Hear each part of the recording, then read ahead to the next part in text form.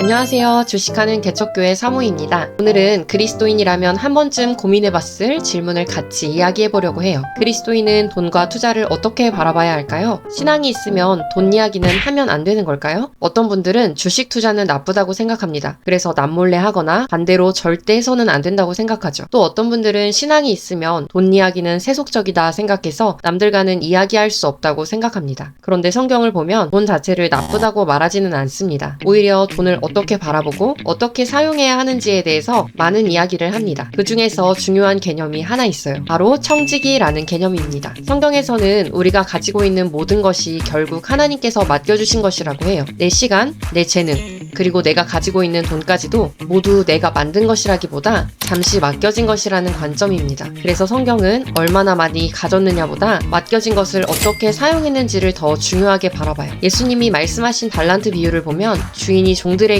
돈을 맡기고 떠났습니다. 어떤 종은 그 돈을 가지고 장사를 해서 더 남겼어요. 그런데 어떤 종은 그 돈을 땅에 묻어두었죠. 주인이 돌아왔을 때 칭찬을 받은 사람은 많이 받은 사람이라기보다 맡겨진 것을 잘 사용한 사람이었습니다. 이 이야기를 보면 한 가지 생각해 볼 수 있어요. 돈을 무조건 가만히 두는 것을 칭찬하지는 않는다는 것입니다. 오히려 맡겨진 것을 어떻게 사용할지 생각하는 태도를 중요하게 본다는 거죠. 그래서 저는 투자를 이렇게 생각하게 됐습니다. 투자는 욕심을 부리는 행동이라기보다 맡겨진 자원을 어떻게 지혜롭게 사용할 것인가에 대한 하나의 방법이겠구나. 하지만 동시에 성경은 분명하게 경고도 합니다. 돈을 사랑함이 일만 악의 뿌리가 된다고요. 그래서 여기서 중요한 질문이 하나 생기는데요. 투자와 욕심의 경계는 어디일까요? 사실 기준은 생각보다 단순할 수 있겠다는 생각을 했어요. 돈이 목적이 되기 시작하는 순간, 그때부터 문제가 시작될 가능성이 커지지 않을까요? 사실 돈이라는 것은 굉장히 중립적인 도구입니다. 어떤 사람에게는 자유가 되지만 어떤 사람에게는 평생을 묶는 족쇄가 되기도 합니다. 돈이 많아야 안심이 되고 돈이 늘어나는 것이 삶의 목표가 되고 돈 때문에 마음이 계속 흔들리기 시작한다면 그때는 돈이 도구가 아니라 삶의 중심이 되어버린 상태일 수도 있겠죠. 그런데 저는 이런 생각도 해본 적이 있어요. 사람들은 보통 돈을 많이 가지려고 하면 돈의 노예가 되는 것 아니냐고 말하잖아요. 그런데 현실에서는 오히려 반대의 경우도 많이 봐요.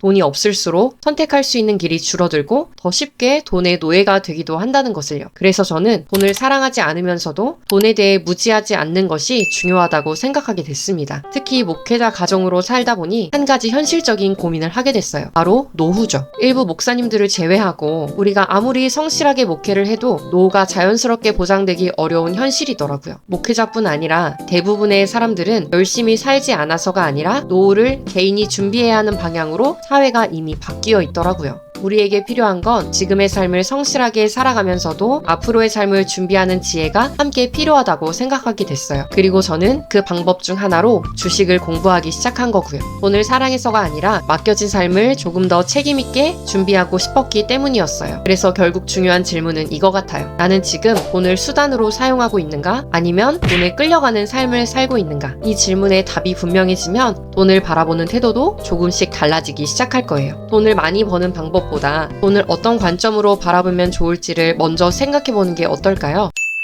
돈을 사랑하지 않으면서도 돈에 대해 무지하지 않는 것. 어쩌면 그것이 그리스도인이 돈을 대하는 건강한 균형일지도 모르겠습니다. 그리스도인들의 솔직한 고민들이 궁금하시다면 구독과 좋아요 눌러주세요. 다음 영상에서 만나요. 안녕!